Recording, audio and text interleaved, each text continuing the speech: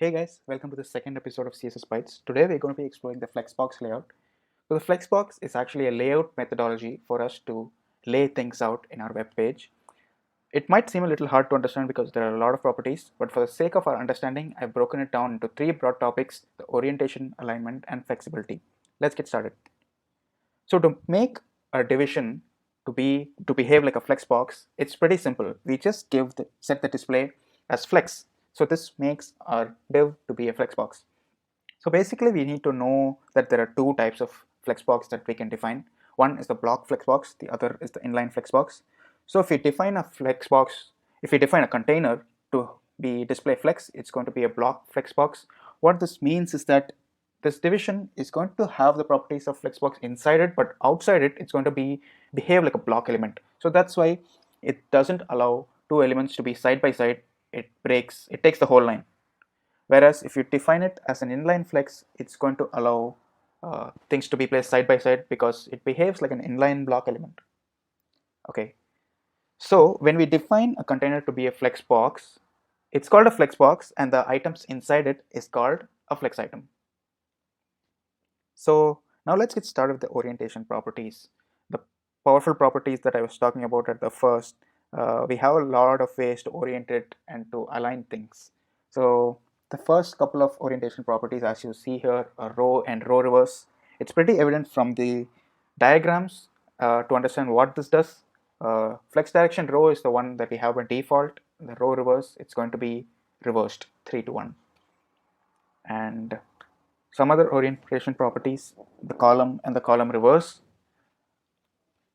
And we also have something called the flex wrap. So if we set the flex wrap to be no wrap, that means that how many ever elements we have in the container, it's going to try to squish it and fit everything into one flex line. But if we have a flex wrap to be wrap, it's going to create a new flex line for you to accommodate that flex item. So we can actually combine these two properties to be one single property called the flex flow, and we can define both the values to here, the row and the wrap. So the same applies to column. And now let's get started with the alignment properties. So after we've oriented our flex container the way we want, we need some more fine tuning in terms of alignment. So that's when the justified content comes in. So we have a bunch of ways to do this: centering things, aligning things to left, aligning things to right. Space between basically takes all the extra space and splits between the flex items, whereas space around takes the extra space, splits it between the flex items, but also saves some space for between the start element and the start point. So basically this width is going to be half of whatever is the width is the gap between the flex items. So that's the difference between space between and space around. We also have something called the align items. So what's the difference between justify content and align items? Justify content acts in the main axis. So if our container is a row, our main axis is going to be the row. So whatever justify content applies, it's going to be row related. And if we call align, if we use align, it means that we're gonna do things in the cross axis, not the main axis. So if we give it a center, we can actually vertically align things. Flex start puts it to the top, puts it to the bottom, and stretch is what we get by default that we see here also. Flex just stretches the whole element to occupy the whole height. And then we also have a few other alignment properties. The align content, we saw the align items, but now we have an align content. Oh, it's a lot of properties. But let's see what this does. So we actually have two flex lines here. Align content actually applies values to all the flex lines. So the first flex line, we want to put it at the top, so flex start goes to the top. The second one also follows that. Similarly with the flex and all the flex lines to the bottom. Stretch is what we get by default. It stretches all the elements so that it occupies the entire height of the parent container. And align content center, we get to align all the lines, all the flex lines to be in the center. This is pretty fine-tuned alignment. And yes, the space between, space around also exists. And just talking about it is it's hard for us to understand, so we're going to be exploring an example right now. So basically I want to create this type of a graphical poster layout with Flexbox with whatever we learned now. Let's see how we can do that. So basically I've set up a code pen, and you can see that we have a header, we have a h1, and inside h1 I've defined all the text inside spans so that I have individual element control. So first we need to center this item, right? So how do we do that? First set this to flex, justify content to be center, and okay, we want to align it vertically, so align items to be center and then give it a height of 100 VH.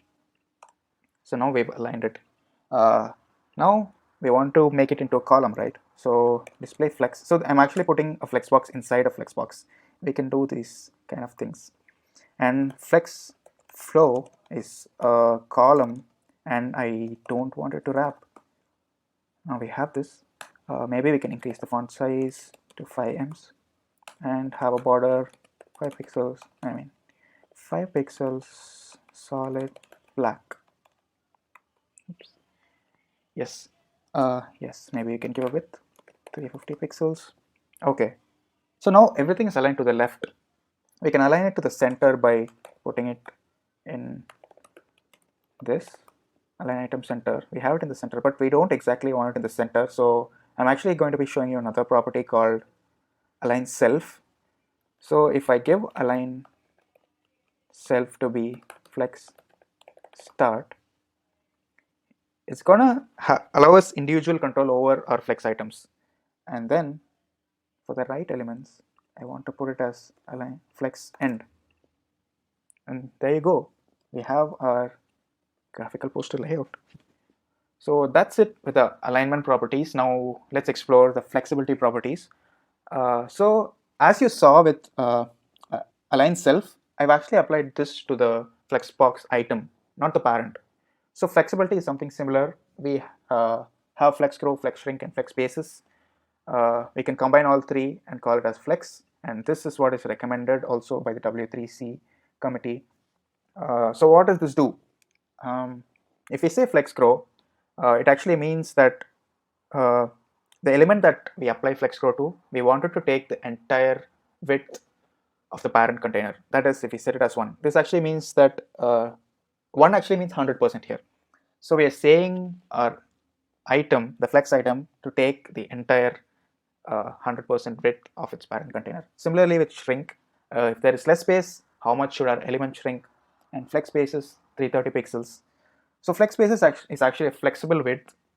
So this actually says that if we have enough space and we haven't given it a flex grow property, then take 330 pixels. But if we have lesser space, we're going to decrease the width.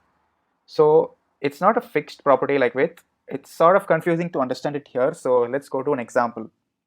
So I've actually set up another code pen. So this is a relatable example for us. So the width is actually the monthly income, and the width of the individual flex items is our expenditure. So $160 for rent, $160 for electricity, water, food, $160, entertainment savings, $160. But it actually means pixels. I've just put dollars just for the fun of it. So let's try to understand what flex does here. So when let's say we are a freelancer and our salary is going to increase and decrease over the period of time, and we've just landed a new project and our monthly salary is increasing. So at this point, we actually want to put more into our savings. That means we just want this part to grow. We want others to be fixed. How do we do that? So let's start giving out flex properties. 0, 0, 300 pixels. Our rent is $300. It's going to be fixed. So no matter whether it becomes how much ever our income is, it's going to be fixed, our rent. And similarly with our electricity bills, it's going 150, and our food is going to be 150 as well. And our fund budget for the month is going to be another 100 maybe. And our savings is going to be 100. So we have some extra space here. So we have some extra cash that we want to put it into savings. So how much ever extra cash we have, we want to put it all into savings. So we set the flex grow property to be 1. That means that all the other widths are fixed, whereas the flex whereas the savings width is going to increase. It's going to be a minimum of 100. So we have defined 100 here. So that means the flex space is 100. The minimum it can take is 100. And then we go into debt. We don't want this. So we want to say that if our salary goes below 783 here, we actually want to decrease our savings. So if we give our flex shrink to be 1 as well, we are going to be out of debt because we're going to take some cash out of our savings, right? So this is like a interactive example. I've given the link in the below section. You can go and check it out. You can just play around with it. Something like this. We want 1 here. So that means that if we have extra salary, the extra space is going to be split equally between savings and fund. So extra space, only the fund and savings is increasing. If you decrease it, it's both of it is going to be decreasing. So that's what this is. Go and check it out. This will bring a better understanding about the flex property. Okay. So when should you use the flex box? So a simple example is if you want to have a grid, something like this, it's better that you use the grid rather than the flex box. So grid is another display property that came out after the flex box. Until we had the grid, we were using Flexbox to do grids, but now the W3C committee actually discourages people from using Flexbox as grid.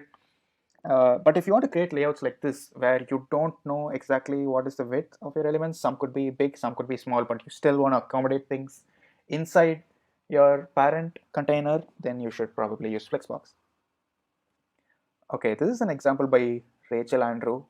So if you want to have something like this, like labels, you should use Flexbox because we don't exactly know how long this is going to be each time. So if you just put it inside a Flexbox, it's going to take care of aligning things for you. It's not going to go outside your container, and it's pretty simple to do this. Just display flex, justify content, center, and that's it. And here is another example. So as we increase our decreasing, as we keep increasing and decreasing our width, the middle one increases and decreases as well. So how do they do that? They have just made it display flex and given a width of 100%. So whatever width is remaining, it's going to take 100% of it, the input. And here's another blog by Rachel Andrew. This explains a lot of use cases of the Flexbox. There are a lot of examples here. I don't want to go through all the examples, so I'm going to give this link in the description so that you can go and check it out. And that's it for today's video. I hope you found it useful. See you next time.